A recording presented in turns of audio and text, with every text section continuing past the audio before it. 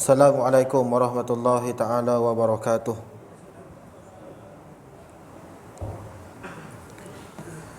A'udzu billahi minasyaitonir rajim. Bismillahirrahmanirrahim. Alhamdulillahirabbil alamin. Wassalatu wassalamu ala asyrafil anbiya'i wal mursalin wa ala alihi wa ashabihi ajma'in.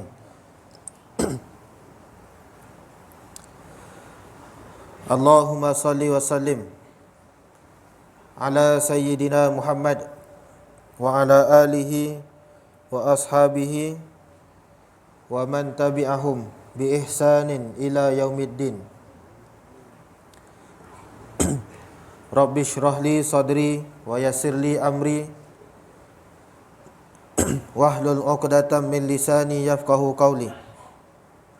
Qalu subhanaka la ilma lana illa ma 'allamtana innaka antal alimul hakim. Amma ba'd. Alhamdulillah, yang saya hormati Tuan Pengerusi, yang saya hormati Tuan Imam,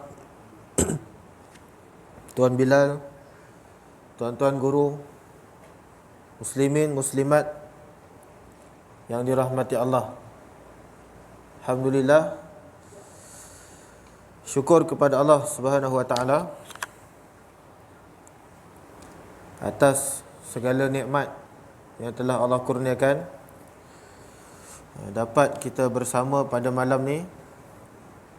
Sama-sama kita duduk dalam rumah Allah, sama-sama kita niat iktikaf, sama-sama kita duduk dalam taman-taman syurga Allah.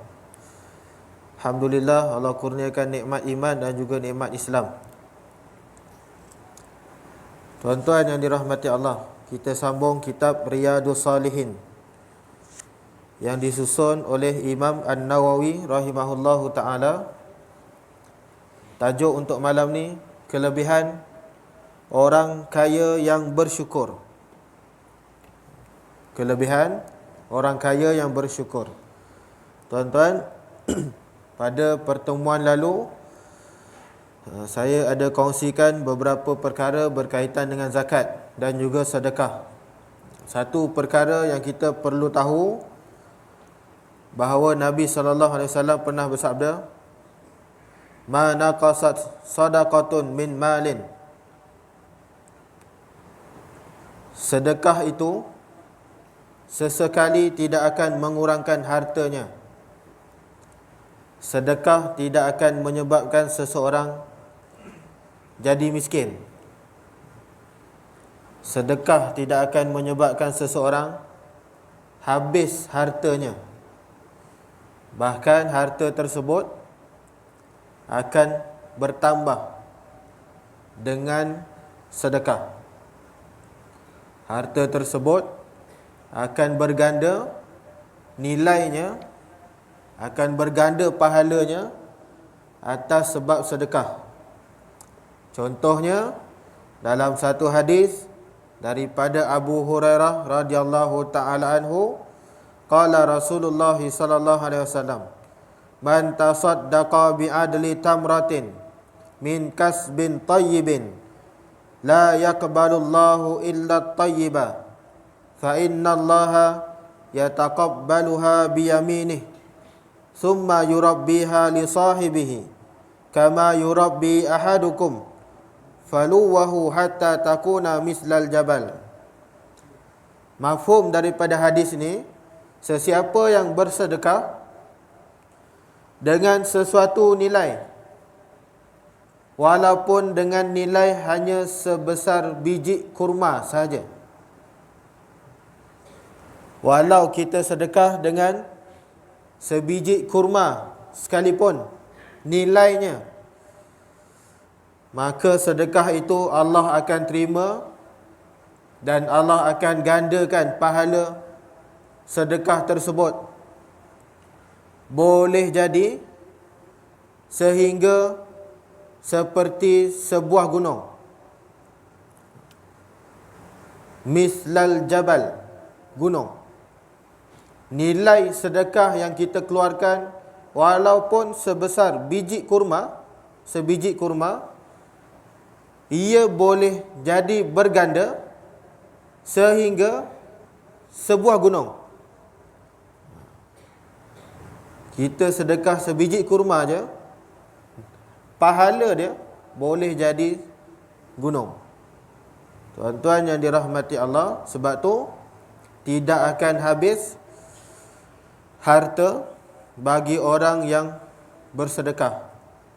Bahkan Allah akan tambah hartanya dan Allah akan berkati harta-hartanya.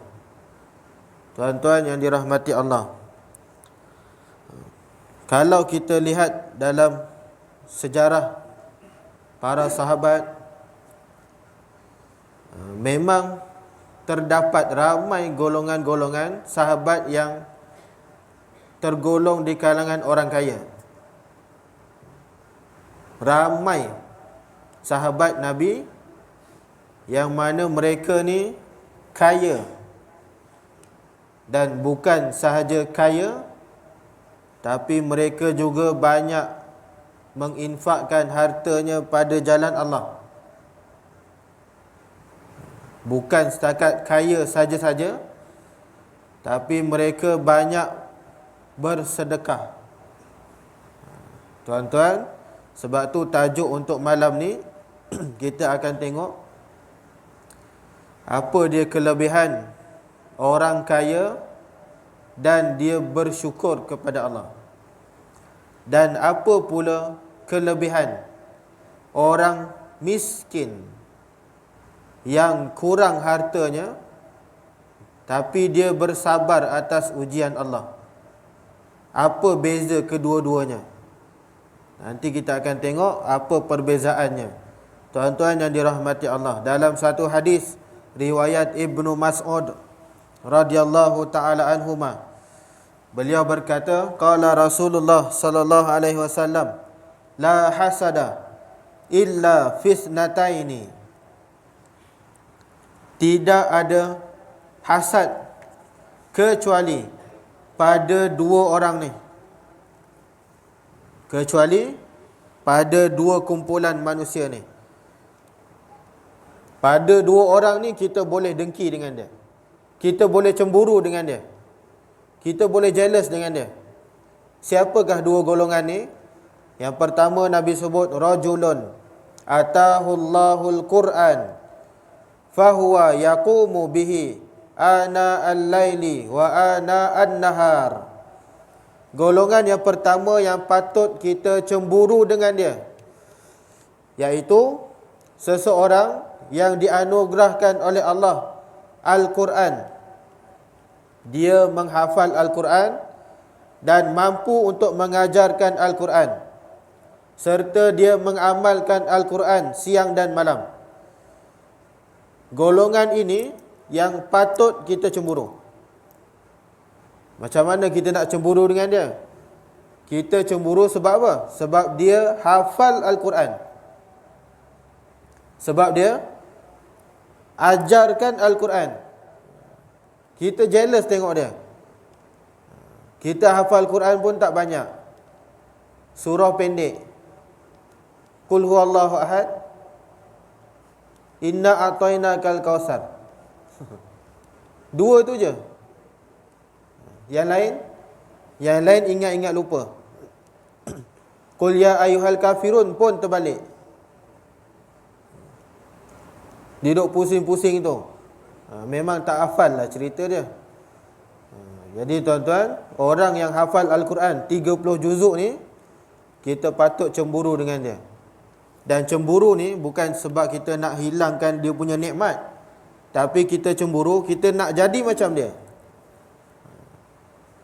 Kita tengok dia hafal Quran, kita pun nak hafal Quran. Itu cemburunya. Bukan kita nak hilangkan nikmat dia, biar dia gila terus lupa Al-Quran. Tak. Itu cemburu lain.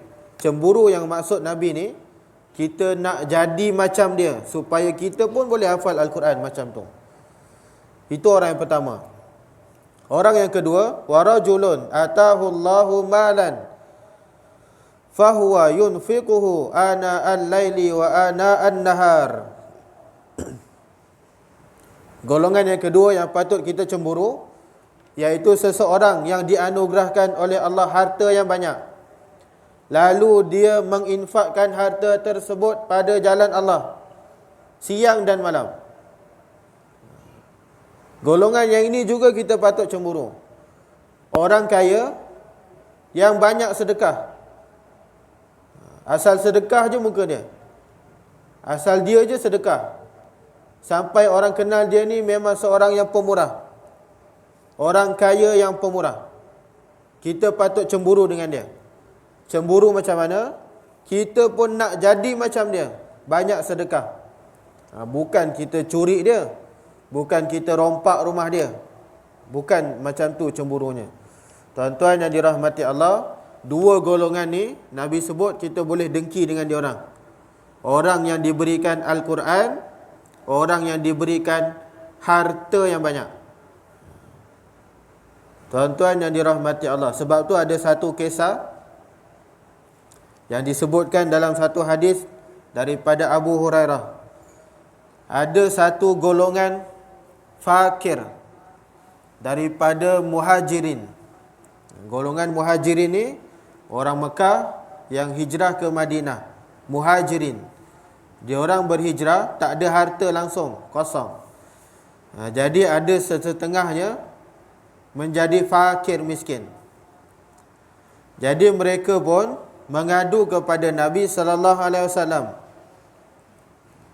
Faqalu zahaba ahlud dusur bid darajatil ula wan na'imil mukim. Ya Rasulullah, kami cemburu dengan orang-orang kaya yang mana mereka banyak harta, banyak kenikmatan, dan mereka mampu untuk bersedekah. Nabi tanya, wa ma zaka, kenapa pula kau cemburu dengan orang kaya ni? Apa yang kau cemburu sangat? Apa masalahnya? Maka golongan fakir ni pun cakap, dia kata apa? Yusalluna kama nusalli, yasumuna kama nasumu, wa yatasaddaquna wa la natasaddaq, wa yu'tiquna wa la nu'tiq. Ya Rasulullah, orang kaya ni, dia orang ni solat sama macam kami solat, 5 waktu sehari semalam. Mereka puasa sama seperti golongan miskin puasa, 30 hari bulan Ramadan. Tapi yang membezakan mereka dengan orang miskin, beza orang kaya dengan orang miskin apa dia? Orang miskin ni mengadu. Mereka solat sama, puasa sama-sama, tapi mereka ada kelebihan, iaitu mereka mampu sedekah, tapi kami tak mampu nak sedekah. Orang kaya boleh sedekah, kami yang miskin ni nak sedekah apa? Tak ada duit. Maka kami cemburu dengan mereka, ya Rasulullah. Kata Nabi sallallahu alaihi wasallam, afala u'allimukum syai'an tudrikuna bihi man sabaqakum wa tasbiquna bihi man ba'dakum wa la yakunu ahadun afdala minkum illa man sana'a misla ma sana'tum. Nabi tanya kepada golongan fakir ni, wahai sahabat-sahabatku yang fakir miskin, nak tak kalau aku ajarkan kepada kamu satu amalan, yang mana amalan itu kalau kamu buat, ia lebih baik daripada golongan kaya yang sedekah tu. Kamu kan tak ada duit. Hari ni Nabi nak ajarkan satu amalan, yang mana amalan itu lebih baik berbanding orang kaya yang sedekah. Maka kata golongan miskin, bala ya Rasulullah, boleh juga. Apakah itu ya Rasulullah? Maka jawab Nabi sallallahu alaihi wasallam, tusabbihuna wa tukabbiruna wa tahmaduna dubura kulli salatin salasan wa salasina marrah. Kata Nabi, wahai golongan fakir, kamu amalkan zikir ini. Subhanallah 33, Alhamdulillah 33, Allahu Akbar 33. Setiap kali selepas kamu selesai menunaikan solat. Kata Nabi, amalan itu lebih baik berbanding orang kaya yang bersedekah. Ia boleh menjadi ganti. Jadi kata Nabi, tasbih 33, tahmid 33, takbir 33 setiap kali selepas solat. Jadi tuan-tuan yang dirahmati Allah, golongan fakir ini pun balik rumah, dia orang amalkan amalan yang Nabi ajar ni. Maka mereka rasa mereka dah selamat, lega. Sekurang-kurangnya ada juga pengganti untuk bersedekah. Tak mampu sedekah tapi boleh zikir. Tuan-tuan, bila mereka balik je, dia orang pergi terserempak dengan rumah orang-orang kaya. Dia datang semula pada Rasulullah sallallahu alaihi wasallam. Orang miskin ni mengadu lagi, ya Rasulullah, sami'a ikhwanuna ahlul amwali bima fa'alna fa fa'alu mislahu. Ya Rasulullah, kami tak puas hati. Nabi tanya, apa lagi? Apa lagi yang kau tak puas hati ni? Orang fakir kata apa? Ya Rasulullah, hari tu kami lalu tengok orang kaya, dia orang pun zikir sama macam kami zikir. Kami tak puas hati. Rupa-rupanya orang kaya pun zikir 33, tasbih, takbir 33, tahmid 33 lepas solat. Yang ini tak boleh. Tak boleh jadi ni ya Rasulullah. Ada tak amalan lain yang kami boleh lebih daripada orang kaya ni? Maka jawab Nabi sallallahu alaihi wasallam. Nabi kata apa? Zalika fadlullahi yu'tihi may yasha. Wahai orang-orang fakir miskin, kali ini tak ada amalan dah.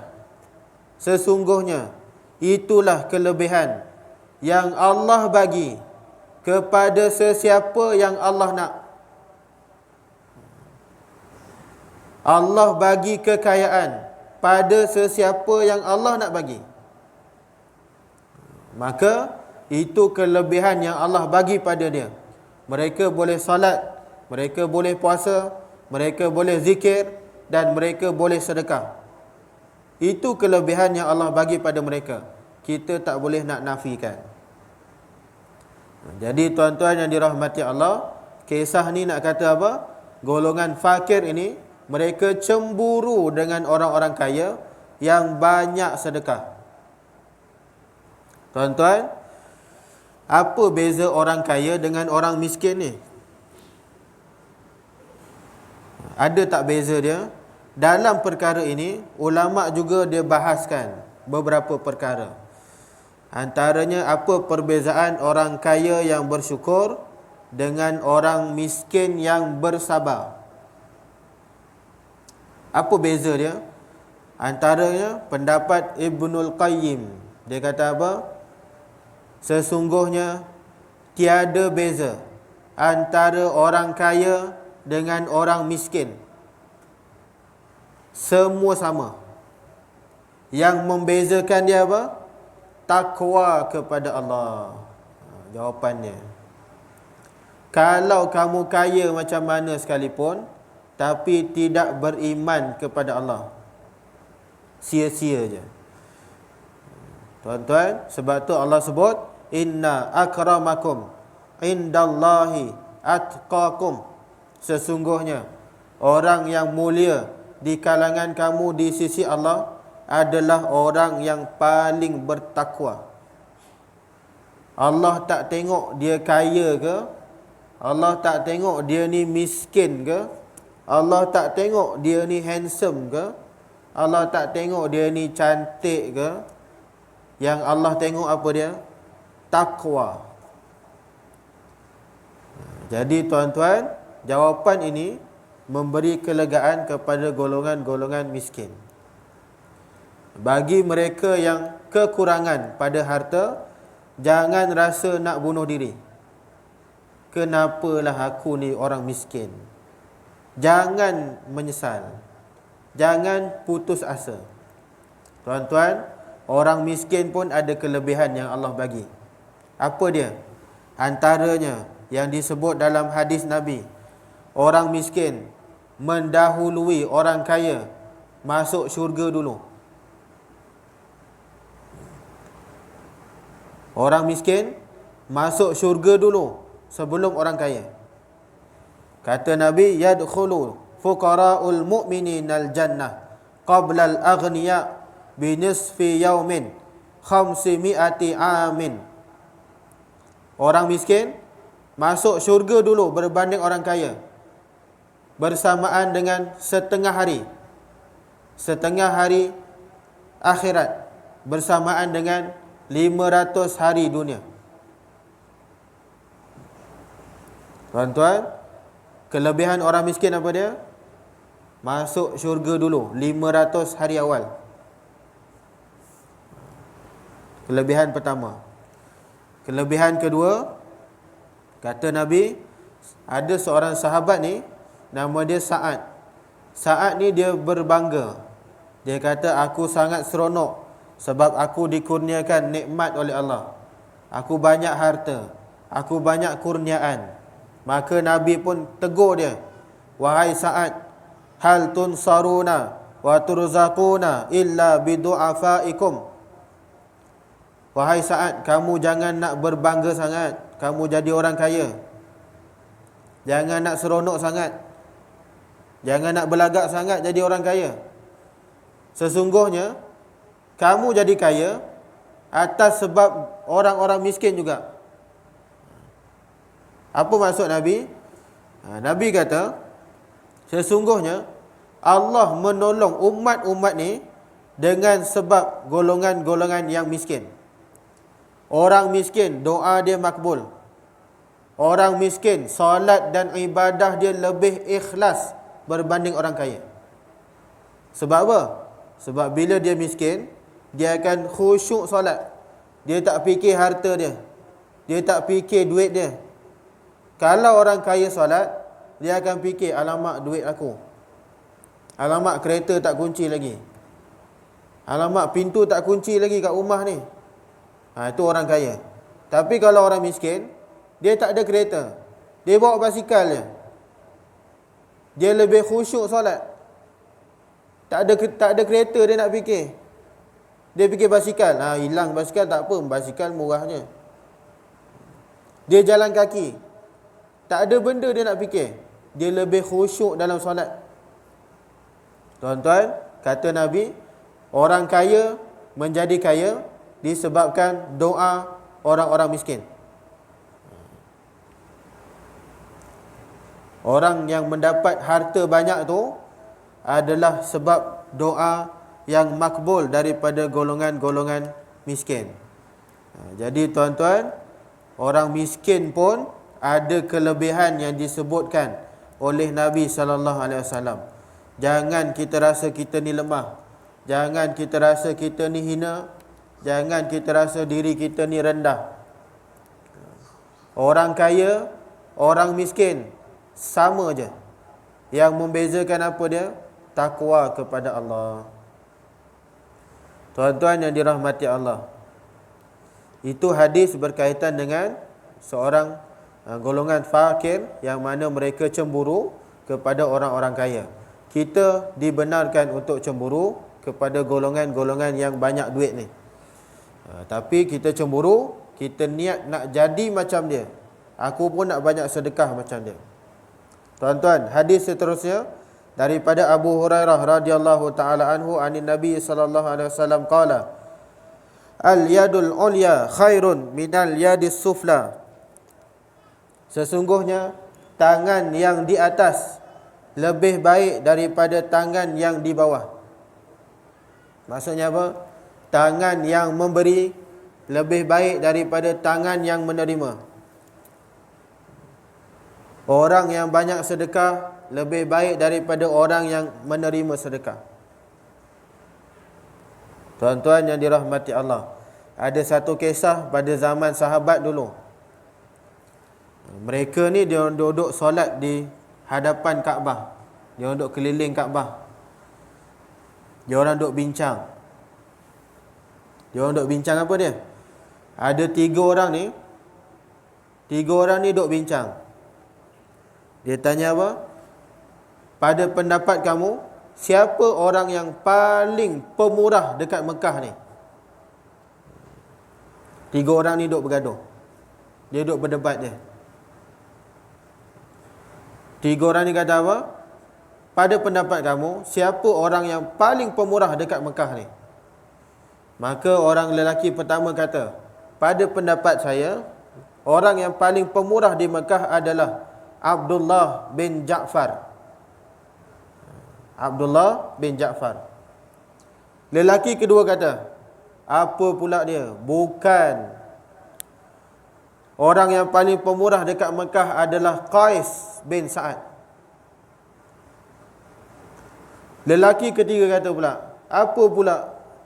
Bukan Abdullah, bukan Qais, tapi ada seorang lelaki namanya Arabah bin Al-Ausi.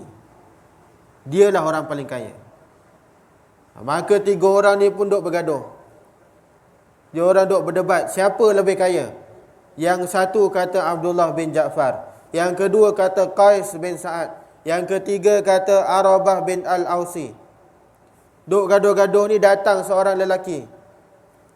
Lelaki yang keempat dia kata, apa yang kau gaduhkan ni? Kita orang duk bincang siapa yang paling pemurah. Lelaki keempat ni jadi hakim. Kalau macam tu, cuba kau pergi jumpa lelaki tu. Kau minta dia berapa banyak dia bagi. Siapa dapat sedekah yang paling banyak, dia menang. Siapa sedekah paling banyak, dialah yang paling pemurah dekat Mekah ni. Maka mereka tiga pun setuju. Lelaki pertama, dia pergi jumpa dengan Abdullah bin Ja'far. Dia pergi ke rumah Abdullah bin Ja'far. Dia ketuk pintu. Assalamualaikum, wahai Abdullah. Saya dah lama tak makan. Bagilah saya duit sikit. Bagilah sikit makanan. Tuan-tuan yang dirahmati Allah, Abdullah bin Ja'far, dia bagi apa? Dia turun daripada unta dia. Dia kata, wahai sahabat, kau ambil unta aku ni. Ambillah unta aku ni, seekor. Ambil. Atas unta tu ada dua kantong barang, kanan dan kiri. Kau ambil sekali barang-barang tu. Pemurah tak pemurah? Pemurah Abdullah bin Ja'far. Dapat unta seekor, dapat dua kantong barang yang ada di atas badan unta. Penuh barang dalam tu. Dan dia tambah lagi, ni ada lagi satu. Dia kata ini ada sebilah pedang kepunyaan Sayyidina Ali bin Abi Talib. Engkau ambil lah ni. Tuan-tuan, dia dapat apa? Dapat unta seekor, dapat dua beg barang, dapat pedang satu. Pedang Sayyidina Ali, bukan calang-calang. Maka lelaki pertama pun kata, aku rasa aku dah menang dah ni. Banyak dapat ni. Lelaki kedua, dia pergi ke rumah Qais bin Sa'ad. Dia ketuk rumah Qais. Assalamualaikum Qais, aku dah lama tak makan. Bagilah sikit makanan. Nasi sepinggan pun cukup. RM2 pun jadilah. Qais, dia kata apa? Dia panggil pembantu dia. Wahai pembantu, mai sini. Kau pergi ambil dekat bilik satu kantong.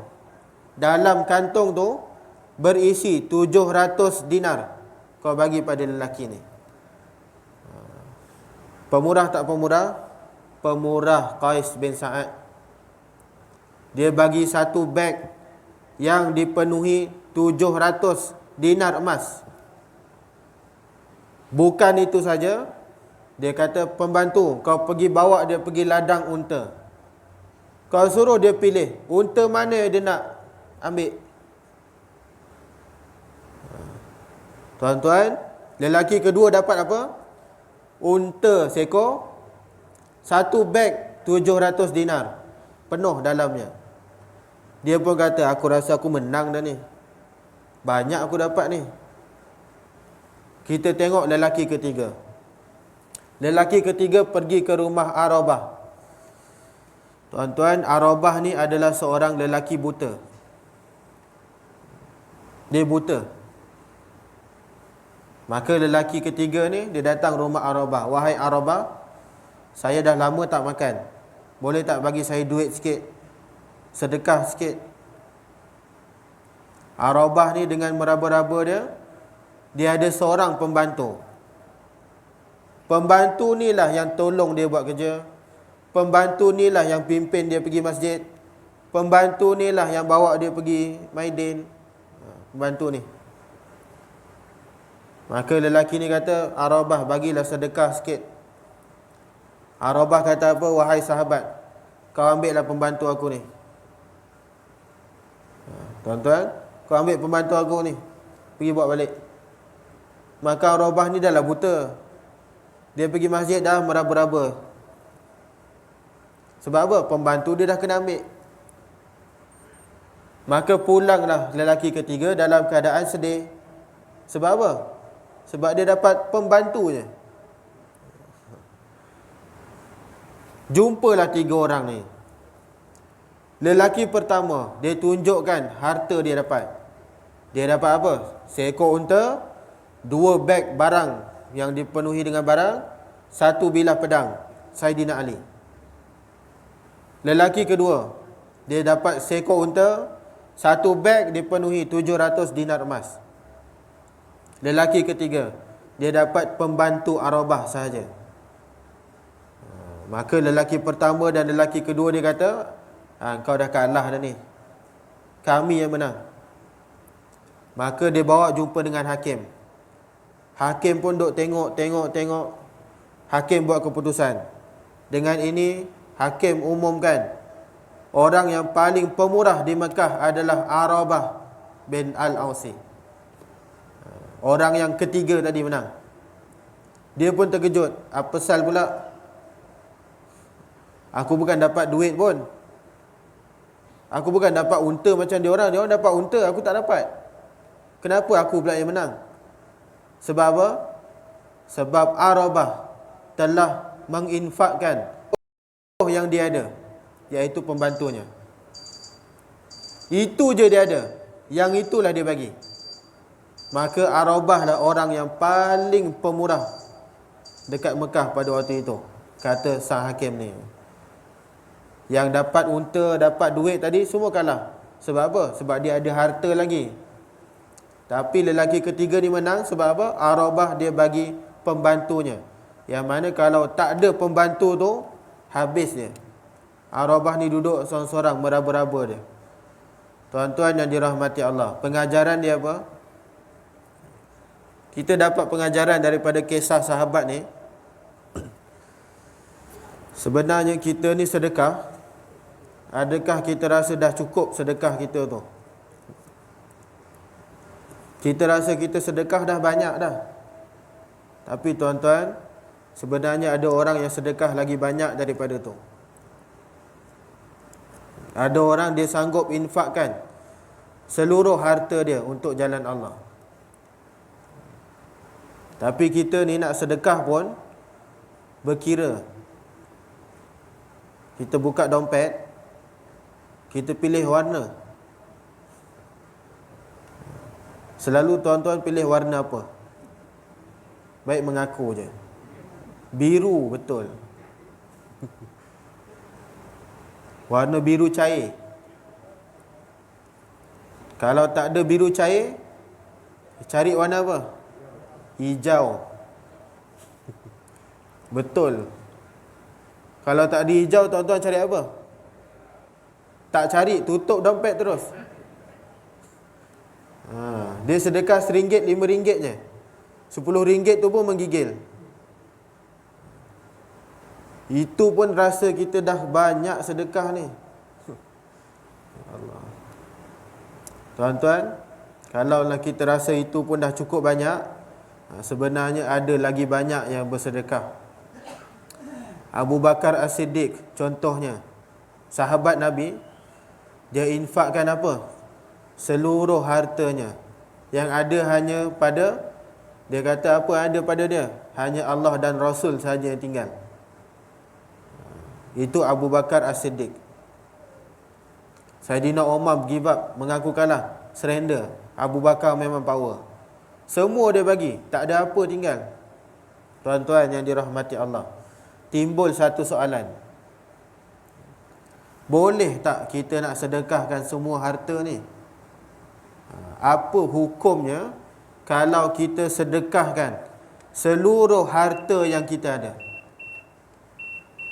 Tuan-tuan, yang ini pun ulama bincang. Walaupun Abu Bakar dia sedekah semua harta dia, memang betul. Tapi kita sekarang ni, kita kena fikir beberapa perkara. Boleh tak kita nak sedekah semua yang kita ada? Tuan-tuan yang dirahmati Allah, harta ni memang manusia sangat suka. Sifat manusia memang cinta pada harta. Sifat manusia memang sayang duit. Memang itu sifat manusia. Jadi tuan-tuan, ada orang dia kata, tak apa, saya nak sedekahkan semua duit saya. Saya nak sedekahkan semua harta yang saya ada pada jalan Allah.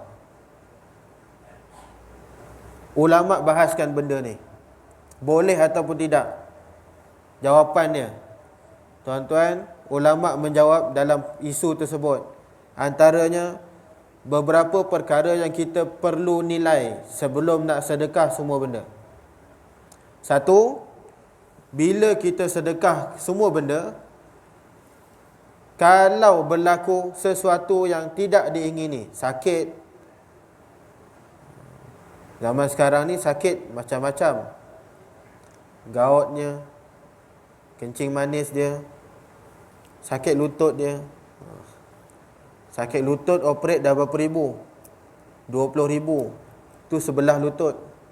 Kalau dua belah, tuan-tuan, jadi ulama sebut, kalau kamu sedekah semua harta tu, tiba-tiba kamu jatuh sakit, kamu nak bayar guna apa? Akhirnya kita perlu apa? Minta sedekah pula. Kan Nabi sebut, al-yadul ulya khairun min al-yadus sufla. Orang yang memberi lebih baik daripada orang yang menerima. Jadi ulama ni dia beri jawapan, Allah lebih suka kita memberi berbanding kita menerima duit. Jadi bila kita tak ada duit, macam mana kita nak tolong diri sendiri? Yang itu perkara pertama yang kita perlu fikir. Kita dapat gaji 10,000. Adakah kita sedekah 10,000 pada orang? Jawapan dia jangan. Tak boleh. Kita kena fikir apa? Nak makan apa kejap lagi? Anak ada 10, nak bagi makan apa? Minyak nak isi, kereta nak isi minyak, nak pakai apa? Elektrik nak bayar bil, nak pakai apa? Tuan-tuan, nak sedekah ada had dia. Walaupun bukannya tak boleh, tapi kita kena fikir beberapa perkara. Sebab tu ulama sebut, kita dalam nak bersedekah perlu bijak. Perlu bijak. Tuan-tuan, ada satu panduan yang diberikan oleh Nabi SAW. Ada satu ketika tu, seorang sahabat namanya Sa'ad. Dia ni jatuh sakit. Dia datang jumpa Nabi SAW. Dia sakit waktu tu. Dia kata pada Rasulullah, "Ya Rasulullah, saya dah sakit ni. Saya rasa saya nak sedekahkan semua harta yang saya ada. Semua harta ni saya nak sedekah pada jalan Allah." Apa kata Nabi? "Wahai Sa'ad, jangan buat macam tu." Nabi tak bagi, tuan-tuan. Dah nak meninggal ni, dia nak sedekah semua benda. Nabi kata jangan. Maka Sa'ad pun kata, "Ya Rasulullah, kalau macam tu aku nak sedekah separuh boleh?" Nabi kata apa? Separuh pun jangan. Habis tu berapa banyak yang Nabi suruh kita sedekah? Sa'ad kata, "Kalau separuh pun tak boleh, saya nak sedekahkan 1/3 daripada harta aku kepada jalan Allah." Maka kata Nabi, yang ini boleh. Yang ini boleh. Kalau nak sedekah, 1/3 itu paling banyak. Itu pun sudah cukup banyak. Selebihnya kena buat apa? Wahai Sa'ad, selebihnya 2/3 kamu tinggalkanlah untuk waris-waris kamu. Tuan-tuan, Nabi suruh buat apa? Nabi kata kalau nak sedekah, 1/3 je. Lebihnya, fikir anak kau kejap lagi nak makan apa. Kalau dah meninggal kejap lagi, isteri kau nak makan apa? Anak kau kejap lagi nak makan apa? Wahai Sa'ad, kau kena fikir benda tu. Nak sedekah, boleh. Paling banyak 1/3. 2/3 kau bagi pada anak-anak dan isteri kamu. Yang itu lebih baik. Tuan-tuan yang dirahmati Allah, hadis ini, kisah ini menjadi panduan untuk kita. Dapat duit gaji, berapa banyak kita boleh sedekah? Paling banyak 1/3. Katalah gaji 3,000. 1/3 daripada 3,000, RM1,000. Paling banyak. 2/3 bagi makan pada anak, bagi makan pada isteri, pada ibu ayah, ahli keluarga. Yang itu yang lebih patut kamu tolong. Tuan-tuan, ada orang, dia dapat je duit gaji, dia sedekahkan semuanya pada golongan Palestin. Dia dapat gaji 5,000. 5,000 tu dia bagi Palestin. Habis anak dia makan apa? Anak dia pula jadi Palestin.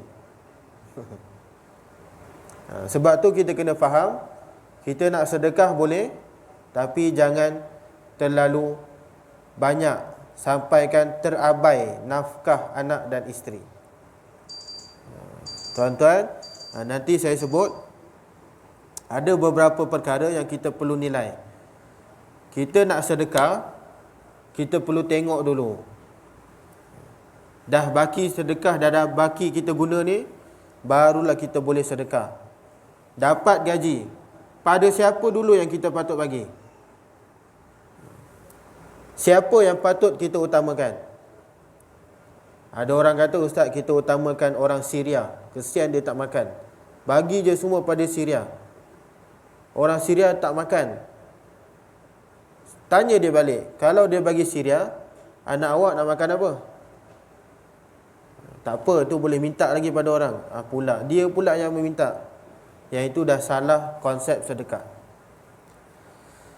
Ada orang, dia dapat duit gaji, dia utamakan mak dia. "Ustaz, saya dapat 5,000 gaji, saya bagi mak saya 5,000. Betul ataupun tidak?